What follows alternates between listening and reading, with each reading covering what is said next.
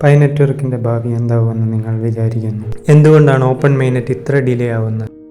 ശരി, നമുക്ക് പരിശോധിക്കാം. ആദ്യം തന്നെ പൈ നെറ്റ്വർക്ക് കേരള ട്യൂട്ടോറിയൽ എന്ന യൂട്യൂബ് ചാനലിലേക്ക് എല്ലാവർക്കും സ്വാഗതം. നമ്മൾ ഇന്ന് ഡിസ്കസ് ചെയ്യാൻ പോകുന്ന പ്രധാനമായി ഈ 4 ടോപ്പിക്സ് ആണ്. ഒന്ന്, Web3 എന്നാൽ എന്ത്? രണ്ടാമതായി ബിറ്റ്കോയിൻ വേഴ്സസ് പൈ കോയിൻ. മൂന്നാമതായി എന്നാണ് നമ്മുടെ കോയിൻ $1000+ ആവുന്നത്. അവസാനമായി എന്നാണ് നമ്മുടെ ഓപ്പൺ mainnet ലോഞ്ച് ആവുന്നത്. ആദ്യം തന്നെ Web3 എന്നാൽ എന്തെന്ന് നമുക്ക് പരിശോധിക്കാം. പൈ നെറ്റ്വർക്ക് ഓപ്പൺ ആയ കാലം മുതലേ നമ്മളിൽ പലരും കേൾക്കുന്നതാണ് Web3 എന്ന്.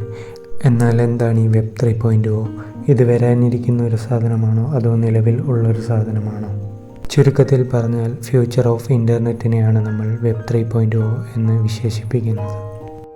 നമ്മളിപ്പോൾ ഉപയോഗിക്കുന്ന പല ആപ്ലിക്കേഷനുകളുടെയും അഡ്വാൻസ്ഡ് വെർഷൻസ് ആരാണോ കൊണ്ടുവരുന്നത് അവരാണ് ഇനി Web 3 രാജാക്കന്മാരായി അറിയപ്പെടുന്നത്. വളരെ സിമ്പിളായി തന്നെ ഒരു എക്സാമ്പിളോട് കൂടി ഞാനിത് നിങ്ങൾക്ക് പറഞ്ഞു തരാം. നിങ്ങളിൽ പലരും ഈ വീഡിയോ കാണുന്നത് യൂട്യൂബ് വഴിയാണ്. എന്നാൽ യൂട്യൂബിന് നമ്മൾക്കൊരു അഡ്വാൻസ്ഡ് വെർഷൻ ഇതുവരെ കൊണ്ടുവന്ന് തരാൻ സാധിച്ചിട്ടില്ല. കാര്യം വേറൊന്നുമല്ല, ഞാൻ ഈ വീഡിയോ ചെയ്യാനായി മലയാളം എന്ന ലാംഗ്വേജാണ് ചൂസ് ചെയ്തിരിക്കുന്നത്.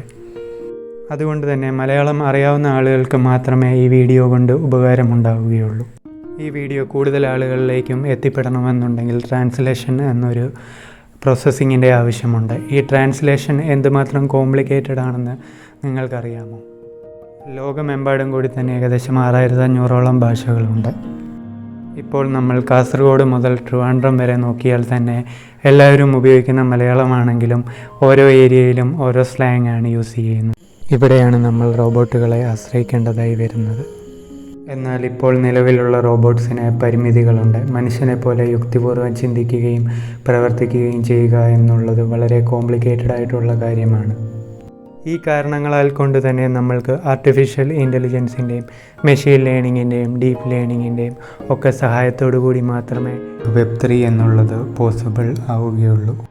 ഇപ്പോൾ ചില മേഖലകളിൽ ഒക്കെ Web 3 ചുവട് വെച്ച് തുടങ്ങിയിട്ടുണ്ട്. എക്സാമ്പിൾ പറഞ്ഞാൽ ChatGPT ഒക്കെയാണ്. ChatGPTയുടെ ഏറ്റവും ലേറ്റസ്റ്റ് വേർഷൻ GPT-4 ഇപ്പോൾ ലോഞ്ച് ആയിട്ടുണ്ട്. എന്നാൽ GPT-4 വരെ പരിമിതികളുണ്ട്.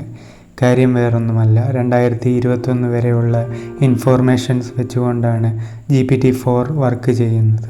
ഇതുപോലെ എല്ലാ മേഖലയിലേക്കും ടെക്നോളജിക്ക് എത്തിപ്പെടാൻ സാധിച്ചെങ്കിൽ മാത്രമേ Web 3 അതിൻ്റെ ഒരു പൂർണ്ണ രൂപത്തിലേക്ക് എത്തിപ്പെടാൻ സാധിക്കുകയുള്ളൂ. ഇപ്പോൾ നമ്മുടെ എല്ലാവരുടെയും മനസ്സിലുള്ള ഒരേ ഒരു ക്വസ്റ്റ്യൻ ഇതായിരിക്കും: എങ്ങനെയാണ് പൈ നെറ്റ്വർക്ക് ഒരു Web 3 ആപ്ലിക്കേഷനായി മാറിയിരിക്കുന്നത്? ഇത് നമ്മുടെ ചാനലിലെ ഫസ്റ്റ് വീഡിയോ ആയതുകൊണ്ട് തന്നെ നമ്മൾക്ക് വീഡിയോ ഒരുപാട് ലെങ്തി ആക്കാൻ സാധിക്കുകയില്ല. സോ നമ്മൾ നെക്സ്റ്റ് വീഡിയോയിൽ ഡിസ്കസ് ചെയ്യുന്നത് പൈ നെറ്റ്വർക്കിൻ്റെ Web 3 കോൺട്രിബ്യൂഷൻസും അതിൻ്റെ ഫീച്ചേഴ്സും ആയിരിക്കും. അടുത്തതായി നമ്മൾ ഡിസ്കസ് ചെയ്യുന്ന topic bitcoin versus pi coin എന്നതാണ്. ബിറ്റ്കോയിൻ എന്ന സോഫ്റ്റ്വെയർ 2009 ജാനുവരിയിലാണ് റിലീസായത്. ഇതിൻ്റെ ഫൗണ്ടർ എന്നറിയപ്പെടുന്ന സതോഷി നാക്കമോട്ടോ എന്നൊരു വ്യക്തിയുടെ പേര് മാത്രമാണ്. ഇന്നും ആർക്കും അറിയാത്തൊരു കാര്യമാണ് ഇദ്ദേഹം ആരാണെന്ന്. ചിലപ്പോൾ ഇദ്ദേഹം ഒരു വ്യക്തി മാത്രമാവാനും ചാൻസ് ഉണ്ട്, ചിലപ്പോൾ ഒരു ഗ്രൂപ്പ് ഓഫ് കമ്പനീസും ആവാം. പിന്നെ വേറൊരു കാര്യം, വെറും 21 മില്യൺ മാത്രമാണ് ബിറ്റ്കോയിൻ്റെ മാർക്കറ്റ് സപ്ലൈ.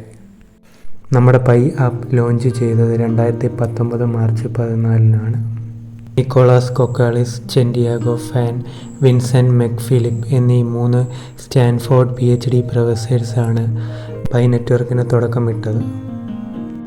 ഇവർ ഇങ്ങനൊരാശയം മുന്നോട്ട് വെച്ചത് ബിറ്റ്കോയിൻ എന്ന ക്രിപ്റ്റോ കറൻസി എല്ലാവരിലേക്കും എത്തിപ്പെടാത്തത് കൊണ്ട് തന്നെയാണ്. അതുകൊണ്ട് തന്നെയാണ് നമ്മുടെ പൈക്കോയിൻ്റെ മാർക്കറ്റ് സപ്ലൈ 100 ബില്യൺ എന്നൊരു വലിയ എമൗണ്ടിലേക്ക് കൊണ്ടുവന്ന് ഫിക്സ് ചെയ്ത് വെച്ചിരിക്കുന്നത്. 2009 വെറും 0 നിന്ന് തുടങ്ങിയ ബിറ്റ്കോയിൻ ഇപ്പോൾ വന്ന് നിൽക്കുന്നത് 23 ലക്ഷം രൂപയിലാണ്. പിന്നെ നമ്മൾ മനസ്സിലാക്കേണ്ട വേറൊരു കാര്യം, ഇനി വെറും 2 മില്യൺ ബിറ്റ്കോയിൻ മാത്രമേ മൈൻ ചെയ്തെടുക്കുവാനായി ബാക്കിയുള്ളൂ. 2008-2009 വെറും 0 നിന്ന് തുടക്കം കുറിച്ച ബിറ്റ്കോയിൻ ഏതാണ്ട് 15 വർഷം കൊണ്ടാണ് ഈ നിലയിൽ എത്തി നിൽക്കുന്നത്.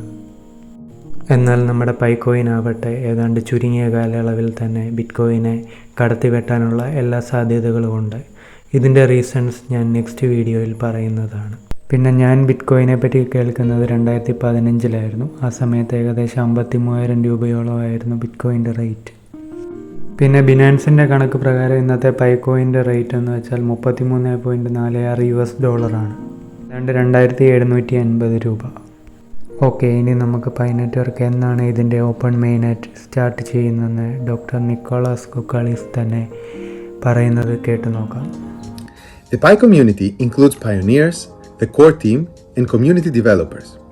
Now, we need to focus on what the entire Pi community can do together to move the main goals of the enclosed network forward and bring us closer to open network. These are just two goals. The first goal is mass KYC identity verification of the tens of millions of pioneers, followed by the migration of their mobile mining balances to the Pi blockchain. The second goal is the creation of real utilities for the Pi cryptocurrency through the Pi ecosystem, so people can use their Pi for apps, goods, and services. We achieve these goals and we take down the mainnet firewall. KYC utility ബിൽഡപ്പും കഴിഞ്ഞ ഉടനെ തന്നെ മെയിനെറ്റ് open ആവുമെന്നാണ് ഇദ്ദേഹം പറയുന്നത്. KYCയുടെ കാര്യം എന്ന് വെച്ചാൽ mass KYC ആണ് ഇപ്പോൾ നടക്കുന്നത്. അതിപ്പം ആർട്ടിഫിഷ്യൽ ഇൻ്റലിജൻസിൻ്റെ ഹെൽപ്പോടെ കൂടിയാണ് ഏറ്റവും പെട്ടെന്ന് തന്നെ ഏകദേശം 1.5 മാസം കൊണ്ട് അത് കംപ്ലീറ്റ് ആവും. പിന്നെ യൂട്ടിലിറ്റി ബിൽഡപ്പ് അത് 2023 ഹാക്കത്തോൺ കഴിഞ്ഞതുകൊണ്ട് തന്നെ ഏകദേശം യൂട്ടിലിറ്റി എല്ലാം ബിൽഡായിരിക്കുവാണ്. പിന്നെ ഇതിൻ്റെ ടെസ്റ്റ് ഫേസ് റൺ ചെയ്തുകൊണ്ടിരിക്കുകയാണ്. പിന്നെ ഏറ്റവും ലേറ്റസ്റ്റ് അപ്ഡേറ്റ് പ്രകാരം ജൂൺ 28 തന്നെ ആയിരിക്കും മെയിനെറ്റ് ഓപ്പൺ ആവുന്നത്.